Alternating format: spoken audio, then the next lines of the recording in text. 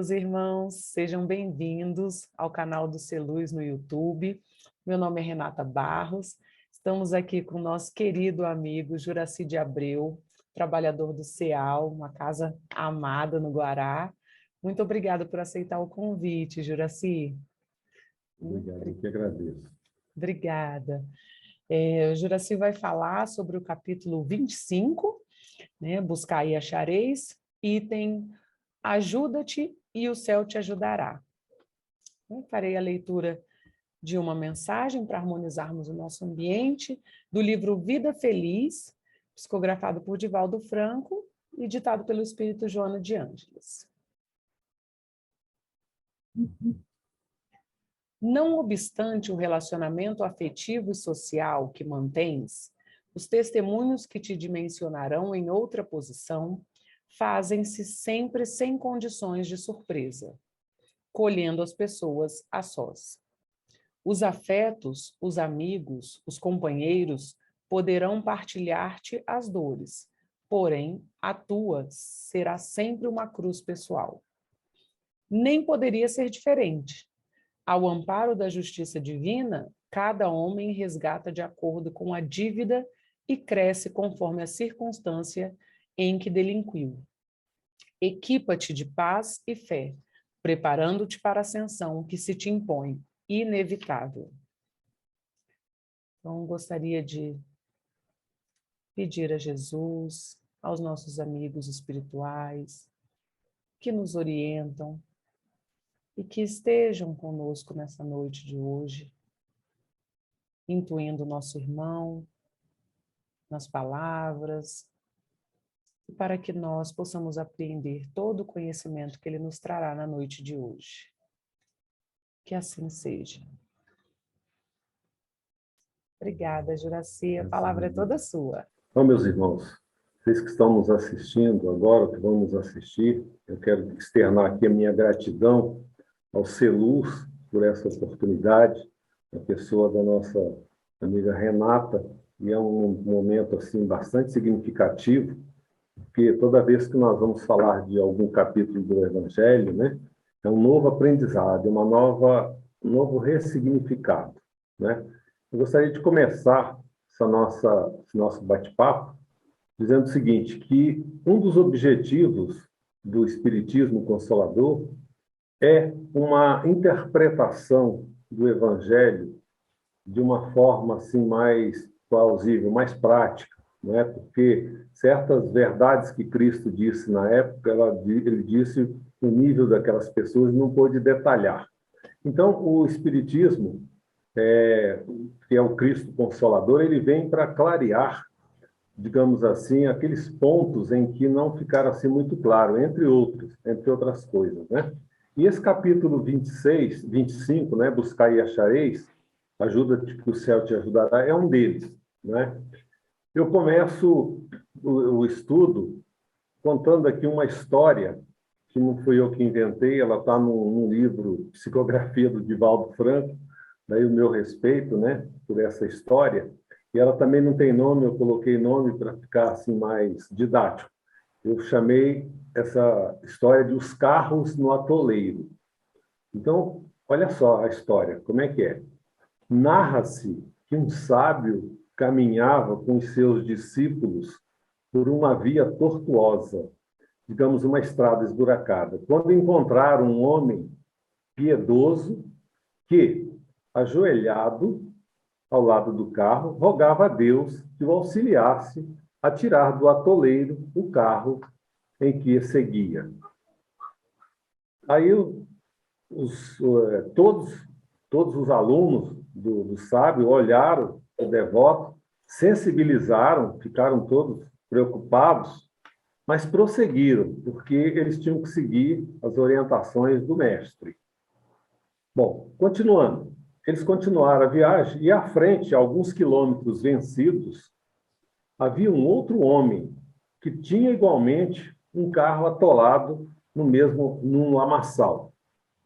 Esse homem, porém, ao contrário do primeiro, ele esbravejava, ele reclamava, mas ele estava todo sujo, inclusive, mas ele tentava com todo empenho, liberar o veículo. Ele estava tentando tirar aquele carro lá de qualquer jeito, né? Comovido, o sábio propôs aos discípulos ajudá-lo. Reunidas todas as forças, logo o transporte foi retirado.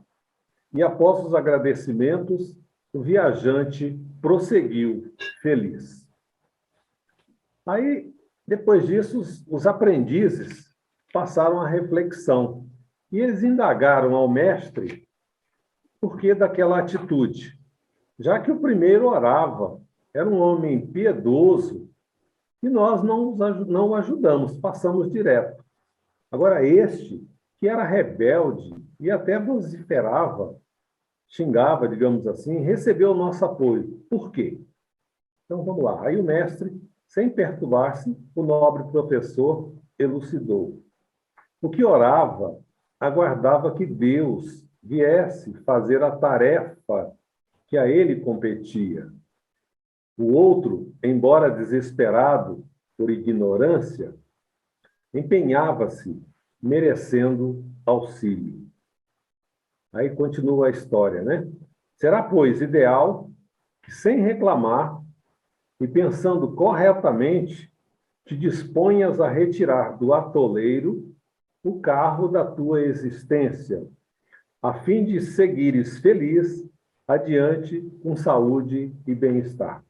Então, essa história nos mostra uma interpretação errônea de um texto bíblico, né? Quer dizer, aquele primeiro, ele entendia que ele era um homem bem bom e que, na dificuldade dele, bastava ele orar e alguma coisa iria acontecer para aquele carro sair. Então, como eu disse no começo, a doutrina espírita vem nos colocar luz sobre esses textos, não é? Então, a gente começa agora, no texto mesmo, né, do capítulo 25, no item 1, tem uma escrita aqui ligada a Mateus 7, de 7 a 11. Então, no item 1, diz o seguinte: pedi e se vos dará, buscai e achareis, batei à porta e se vos abrirá. Porquanto, quem pede, recebe, e quem procura, acha. E a aquele que bate à porta, abrir-se-á. Então, está falando que pediu, bateu, tudo vai acontecer. Qual homem, continua o texto de Mateus, qual homem dentre vós que dá uma pedra ao filho que lhe pede pão? Ou se pedir um peixe, dar-lhe-á uma serpente? Ora, se sendo vós maus como sois, e sabeis dar boas coisas aos vossos filhos, não é lógico que com muito mais força e razão, vosso Pai que estás nos céus, dê os bens verdadeiros aos que lhe os pedirem? Então, essa é uma interrogação de Cristo, né? Quer dizer, se vocês aí que são, vamos dizer, que têm suas falhas, né? Querem todo o bem com seus filhos, por que Deus, né, que é o nosso Pai, que é o Pai de todos, né, que é perfeição, ele iria nos querer o mal? Bom, o que segue a seguir nesse texto são os comentários de Allan Kardec, né? Então, Allan Kardec, o codificador, o pedagogo, né, ele traz esse texto numa versão assim bastante prática para a gente entender. Então, ele diz o seguinte: do ponto de vista terreno, a máxima, buscai e achareis, é análoga a essa outra. Ajuda-te a ti mesmo, que o céu te ajudará. Então, Allan Kardec fala que isso aí são coisas equivalentes. É o princípio da lei do trabalho e, por conseguinte, a lei do progresso, porquanto o progresso é filho do trabalho, visto que este põe em ação as forças da inteligência. Aqui Allan Kardec coloca o trabalho, né, como uma, vamos dizer, como uma condição moral, né, como uma lei moral. O trabalho, quer dizer, ele já coloca aqui o trabalho como uma lei moral, né, que todos nós devemos estar submetidos. Então ele diz aqui que é o princípio da lei do trabalho por conseguinte, a lei do progresso, porquanto o progresso é filho do trabalho. Muito bem. E ele faz também uma alusão ao progresso das civilizações. Ele continua o texto. Na infância da humanidade, o homem só aplica a inteligência à capta do alimento, nos meios de se preservar das intempéries e de se defender dos seus inimigos. Então, o homem antigo, o homem das cavernas, né, a preocupação dele era com os alimentos, ele precisava sobreviver. Deus, porém, lhe deu a mais do que outorgou aos animais. Porque observe que os animais só têm esse instinto aí, por enquanto. Aliás, tem outro ainda que é o da sobrevivência, mas de manter o corpo é o que o move, né? Deus, porém, lhe deu a mais do que outorgou ao animal, o desejo incessante do melhor. E é esse desejo que o impele à pesquisa dos meios de melhorar a sua posição, que o leva às descobertas, às invenções, ao aperfeiçoamento da ciência, porquanto é a ciência que lhe proporciona o que falta. Nós temos um exemplo muito recente, né, na pandemia que nós estamos vivendo. Observem que os cientistas fizeram um trabalho gigantesco, né, para produzir uma vacina num curto espaço de tempo, né? Quer dizer, não era assim tão normal produzir, né, uma vacina num tempo desse, né? Então, aqui Allan Kardec ele entendia isso, né, que o trabalho, a pesquisa científica leva o homem ao aperfeiçoamento e a melhorar a sua condição de vida. Pelas suas pesquisas, a inteligência se lhe engrandece, o moral se depura. Então, ele deixa aqui nas entrelinhas que a inteligência ela vai favorecendo, não necessariamente nessa ordem, favorecimento da moral também. E aí continua ele. As necessidades do corpo sucedem às necessidades do espírito. Depois do alimento material, precisa ele do alimento espiritual. Então, aqui nós lembramos um psicólogo moderno, né, um psicólogo chamado Maslow, que ele faz uma pirâmide de necessidades humanas. Então, ele fala o seguinte, que depois que nós resolvemos o problema fisiológico, aí nós vamos avançando nas outras direções, né? E é nesse sentido que Allan Kardec também fala, que uma vez resolvido o problema do físico, aí vem o problema do espírito, aí a necessidade vai se elevando. E aí ele diz ainda que é assim que o homem passa da selvageria à civilização. Então, é um progresso, é uma evolução, através da ciência, através do trabalho. Aí, agora ele faz uma alusão à lógica da reencarnação, ainda nessa sequência. Porém, o progresso que cada homem realiza individualmente durante a sua vida é muito pequeno, até mesmo imperceptível para um grande número deles. Porque, na realidade, nós somos um grão de areia, né, nesse universo, né? Por mais que a gente tenha aquele orgulho de querer achar que nós somos grandes, né? Nós somos um grãozinho de areia. Como é, então, que a humanidade poderia ter progredido sem a pré-existência e a resistência da alma? Então, ele pensa assim, se alguém negar, se alguém for admitir que as pessoas vão se renovando, que aquele conhecimento vai se perdendo, não teria como essa evolução ser uma coisa crescente.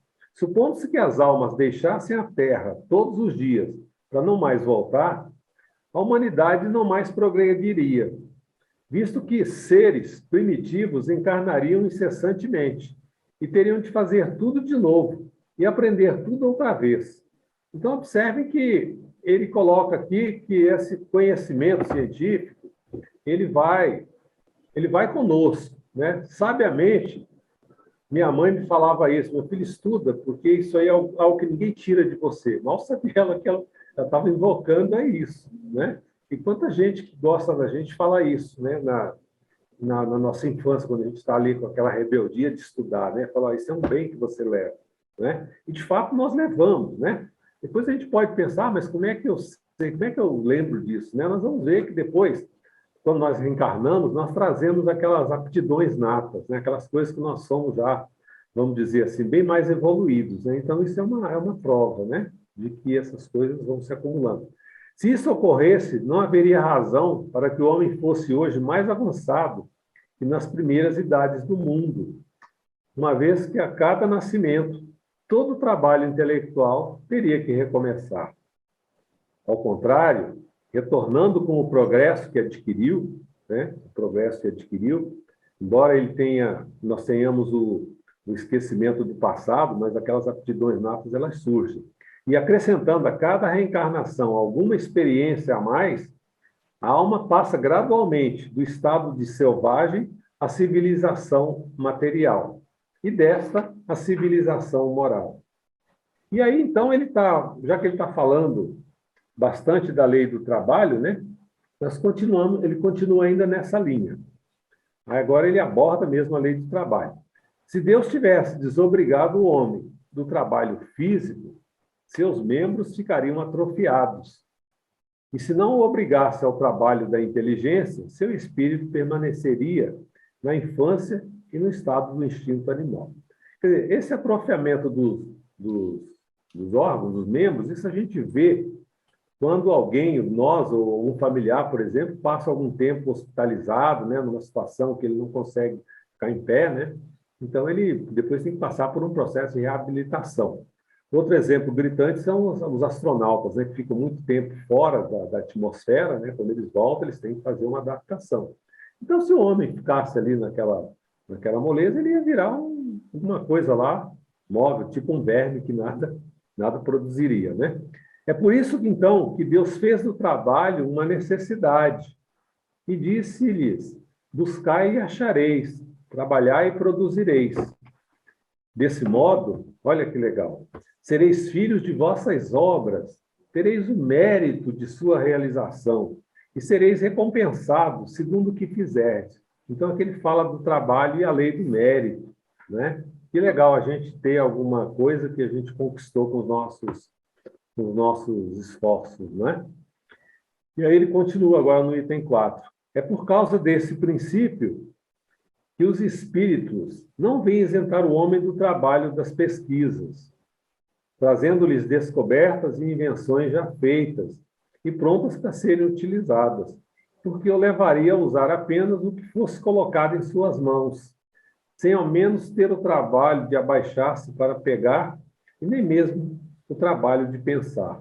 Então, aqui ele afirma categoricamente, né? A busca é nossa, o trabalho é nosso.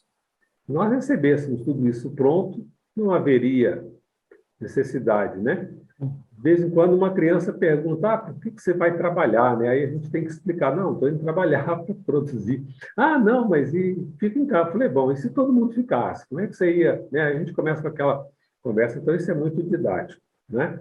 Então, os espíritos, ele está dizendo também, não vêm nos poupar desse trabalho. Se assim fosse, olha só, a lei do mérito iria de cabeça baixa. O mais preguiçoso dos homens, sem nenhum esforço, e seria atribuir o mérito que não fizeram, né? Então, aí, todo mundo passaria em concursos bons, seria uma confusão danada, né? Então, não dá para tirar o nosso esforço.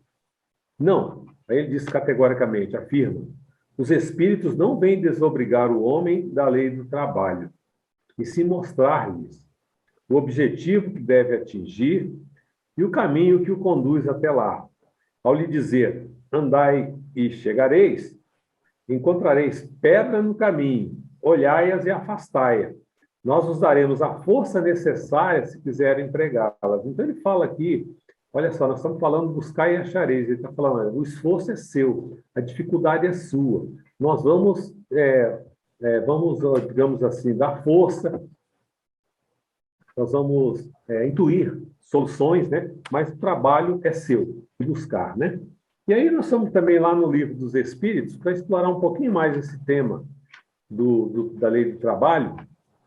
E Allan Kardec perguntou aos espíritos na questão 674 algo interessante.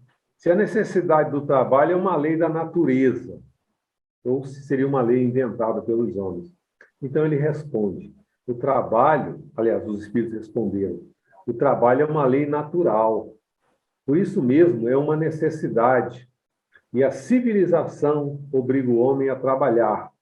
Trabalhar mais porque aumenta as suas necessidades e seus prazeres. Então, o trabalho, segundo os espíritos, é uma lei natural, né, que nós estamos impostos. E aí, da pergunta, Allan Kardec ainda continuou suas perguntas e perguntou aos espíritos, por que o trabalho é imposto ao homem? Já que é uma lei da natureza, então por que é imposto? Aí os espíritos responderam também, é uma consequência da sua natureza corporal, quer dizer, a função desse corpo físico que nós temos. E aí ele continua, é uma expiação e, ao mesmo tempo, um meio de aperfeiçoar a sua inteligência. Eu coloquei aqui uma observação minha, expiação pode ser de forma genérica, porque para uns é um prazer, para uns é uma realização. Mas tem pessoas que realmente trabalham numa dificuldade, né? A gente observa, colegas de trabalho, todos nós observamos, né? A gente, às vezes, precisa até fazer uma prece. Eles trabalham no sofrimento, né? E não é profissão humilde, não. Às vezes, profissões mais nobres, né? Então, realmente, para uns é uma expiação, mas tem outros que fazem o trabalho até uma oração, né? Então, isso aqui a gente vê também. Sem o trabalho, o homem permaneceria na infância da inteligência. Por isso, ele não deve o seu sustento, sua segurança e seu bem-estar, senão ao seu trabalho e à sua atividade. E aqui fica implícito uma lei moral, né? Que cada um de nós precisa produzir o seu sustento, né? Não devemos, sem motivo justificado, ficar na dependência de alguém. Aí ele continua aqui, olha só, falando sobre o fraco. Aquele que é muito fraco de corpo, Deus deu a inteligência para isso suprir, mas é sempre um trabalho, já que trabalha toda atividade útil, né? Então, Deus sabe da missão de cada um, né? Se o corpo vem meio frágil, a inteligência vem um pouco melhor, para que ele possa fazer um trabalho mais intelectual. E aí, outra pergunta aqui, que é também bastante interessante sobre o trabalho, ainda no Livro dos Espíritos, nas questões 683, 685, e qual é o limite do trabalho? Até quando, até que ponto, né, o homem deve trabalhar? E os espíritos responderam o seguinte, o limite das forças. Não obstante, Deus dá liberdade ao homem. Então, isso é tranquilizador e é, assim, bastante amplo, né? Não dá para a pessoa, se não tem mais força física, trabalhar um trabalho físico, né? E se não está com problema de saúde, também não dá. E aí, ele ainda perguntou, o homem tem direito ao repouso na sua velhice? E os espíritos responderam, sim, pois não está obrigado a nada, senão na proporção de suas forças. Aí ele ainda cutucou mais um pouquinho, mas que recursos tem o velho necessitado de trabalhar para viver e que não pode? Olha só, perguntou dos idosos, né, minha gente? Isso é muito importante. E aí, olha só, como trabalha uma lei moral, o que os espíritos responderam? O forte deve trabalhar pelo fraco. Na falta da família, a sociedade deve tomar-lhe um lugar. É a lei da caridade. Então, observe que essas perguntas sobre o trabalho são bastante abrangentes, né? Não foi à toa que eu trouxe aquela historinha do carro lá no atoleiro, né? Para justamente puxar esse tema, né? E aí, ele ainda não contente, falou, puxa vida, até quando que a gente vai trabalhar, né? Tem um boato aí de que quando a gente desencarna, descansa, algumas pessoas falam, fulano descansou, né? Então, ele diz aqui, a pergunta que ele fez, a questão 678, nos mundos mais avançados, o homem está submetido à mesma necessidade de trabalho? Como é que é isso, né? Quer dizer, a Terra é um planeta de provas e expiações, tem mundos mais avançados. O que os espíritos responderam? A natureza do trabalho é relativa à natureza das necessidades. Quanto menos as necessidades são materiais, menos o trabalho é material. Mas não creais com isso que o homem fique inativo e inútil. A ociosidade seria um suplício em lugar de um benefício. Cada um de nós na vida deve ter já experimentado em algum momento não ter nada para fazer. Durante os primeiros 2 dias é muito bom, né? Mas depois a gente vai vendo que é um suplício realmente. Então, em resumo, na nossa evolução, o trabalho estará sempre presente, até nos mundos mais avançados. Quanto mais avançado, menos material é o mundo, né? É a natureza do trabalho. E agora, voltando ao Evangelho, no item 5, no item 5 está dito o seguinte, análise de Allan Kardec. Não sei se nós estamos fazendo análise do ponto de vista de Allan Kardec. Do ponto de vista moral, essas palavras de Jesus significam: pedi a luz que deve iluminar o vosso caminho, e ela vos será dada. Pedi a força para resistir ao mal, e a tereis. Pedi a assistência dos bons espíritos, e eles virão vos acompanhar. E como o anjo de Tobias, vos servirão de guias. Pedi bons conselhos, e nunca vos serão recusados. Batei a nossa porta, e ela vos será aberta. Mas pedi sinceramente, com fé, fervor e confiança. Apresentai-vos com humildade e não com arrogância, sem o que sereis abandonados às vossas próprias forças, e as quedas que sofrerás serão a punição do vosso orgulho. Como aquele falou, o anjo de Tobias, vamos abordar rapidamente o que é o anjo de Tobias, né? Tobias é um livro do Velho Testamento, né? Ele é um patriarca lá do século I a.C., e lá no Velho Testamento tem um livro de Tobias. E esse anjo de Tobias é uma história que aconteceu com Tobias, que ele precisava de um remédio, ele estava com a saúde bastante frágil, e havia esse remédio num lugar distante, mas tinha que passar por um lugar muito perigoso, e era muito, realmente, quase ninguém tinha coragem de passar por ali. Mas o filho dele, né, numa fé muito grande, no desejo de ajudar o pai, fez lá suas orações e se prontificou a ir buscar esse remédio nesse lugar. De pronto, apareceu para ele uma pessoa falando: olha, eu vou te acompanhar porque é perigoso você ir sozinho, não é? Então, apareceu lá uma pessoa, o filho de Tobias foi, conseguiu o remédio e voltou em paz. Quando ele chegou com esse remédio do pai, o pai falou: puxa vida, vamos gratificar essa pessoa que foi com você. E eles foram procurar essa pessoa e ela não apareceu. Então, eles chegaram à conclusão que foi um anjo, realmente, que se materializou e foi ali para atendê-lo. Então, observe que a fé e a disposição de correr o risco, né? Quer dizer, a espiritualidade mandou a ele um anjo, né? Então, continuando, é nesse sentido, é esse o sentido dessas palavras do Cristo: buscai e achareis, batei-vos e vos será aberta. Então, é uma colocação aqui bastante firme. E agora, para tirar um pouquinho para clarear um pouquinho mais a nossa mente, aí vamos assim, porque aquela pessoa que estava lá rezando, estava fazendo uma prece, né? Então, como é que a doutrina espírita vê a ação da prece, né? Esse tema também foi abordado por Allan Kardec na questão 663 do Livro dos Espíritos. E a pergunta que ele fez foi a seguinte: podem as preces que por nós mesmos fizermos mudar a natureza de nossas provas e desviar-lhes o curso? Ou seja, se nós temos uma missão a cumprir, que está na nossa existência, nós fizermos preces firmemente, nós poderemos mudar a natureza dessas provas, né? Então, o que os espíritos responderam? Esse tema é bastante interessante. As vossas provas estão nas mãos de Deus, e algumas há que têm que ser suportadas até o fim. Mas Deus sempre leva em consideração a resignação. O que é a resignação? É você seguir aquela prova difícil sem reclamar, né? Com aceitação. Pode ser um trabalho, às vezes, até meio pesado, mas você fazer aquilo com alegria, né?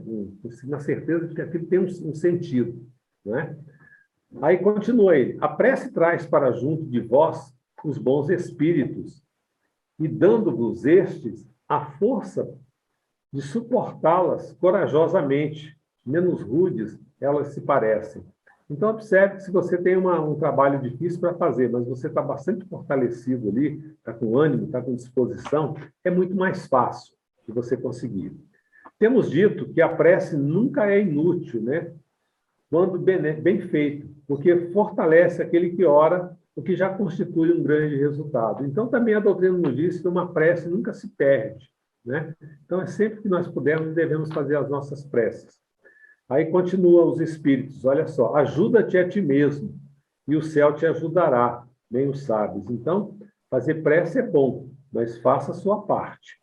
Julgais de ordinário que Deus não vos ouve, porque não faz a vosso favor um milagre, enquanto vos assiste por meios tão naturais que vos parecem obra do acaso ou a força das coisas, né? Tem uma frase que é atribuída a Einstein que diz o seguinte, que coincidência é uma forma discreta de Deus se manifestar. Então, muitas vezes a gente faz uma prece, né, e a gente não acha que não teve resultado. Mas aí a gente estava procurando alguma coisa e, de repente, aquela pessoa que você procurava, que podia te ajudar, aparece ali do nada, numa fila de um banco, ou num ônibus, ou em algum lugar, né? Então, às vezes, Deus nos atende também por essas coincidências, já que Ele nos atende através dos seus enviados.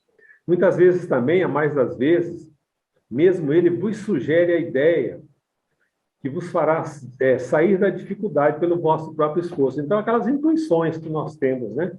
Às vezes nós estamos com um problema, numa dificuldade, e nós fizemos uma prece bem, com bastante fé, né? E do nada a gente tira uma soneca e vem aquela intuição, né? Que é, vamos dizer assim, é aquilo que nós não tínhamos pensado antes, né? E aí nosso tempo já está mais ou menos finalizando. Aí eu trouxe aqui um texto, né, que eu achei muito interessante, tirado de um livro, Nas Pegadas do Mestre, de autoria de Vinícius. E esse texto ele é muito sugestivo para o nosso tema, né? Ele diz assim, tirai a pedra. Então, conta-se, narra-se a seguinte história, né, nos tempos de Jesus. Acudindo ao apelo de Marta e de Maria, irmãs de Lázaro, que havia falecido, Jesus foi a Betânia. Então, eles pediram lá que Jesus fosse lá para ressuscitar Lázaro. Ali chegando, dirigiu palavras de consolação e de afeto à família desolada. Elas estavam realmente chorosas pela perda do irmão, prometendo ressuscitar o pranteado morto. Então, Jesus chegou, consolou e falou que ia ressuscitar o morto. Em seguida, referindo-se a este, indagou: onde o pusestes? Ou seja, ele queria saber onde é que eles tinham posto o corpo de Lázaro. Aqueles que o rodeavam e responderam: Senhor, vem e vê. Jesus, em extremo compungido, encaminhou-se ao túmulo. Era esse uma gruta, a cuja entrada estava posta uma grande pedra. Quando chegar lá, Jesus olhou e falou: poxa, está lá naquele túmulo lá, tem um monte de pedra ali no caminho. Disse Jesus a eles: tirai a pedra.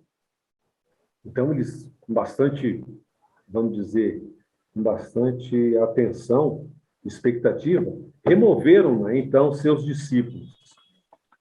E o Filho de Deus, levantando os olhos ao céu, rendeu graças ao Pai e clamou em alta voz: Lázaro, sai para fora. E Lázaro ressuscitou. Agora vamos a um comentário que foi feito sobre esse texto, né? Então, observe o seguinte, o comentário é o seguinte: Jesus, que restituiu a vida do cadáver sepulto havia 4 dias, não poderia remover, pela força do seu querer, a pedra que fechava a porta do túmulo? O que vocês acham, né? Então, a resposta é a seguinte: ele que fez o mais, por que não fez o menos, né? Então, quem pode mais, sempre pode menos. Quem diz a um morto, ressurge, não pode dizer a uma pedra, remove-te daí? Claro que sim, né, minha gente? Então, quem pode mais, pode menos. Concluímos desse proceder do Mestre que Deus está pronto a fazer por nós aquilo que nós, jogando com os nossos próprios recursos, não podemos fazer. Então, ressuscitar o Lázaro, realmente, eles não podiam. Os discípulos não podiam ressuscitar a Lázaro, mas podiam remover a pedra que selava a entrada do sepulcro onde ele se achava. Então, concluindo com essa análise, o divino age onde o humano é impotente para agir. O dom de Deus é gratuito, contanto que o homem satisfaça uma única condição: remova a pedra. O homem há de fazer o menos para que Deus faça o mais.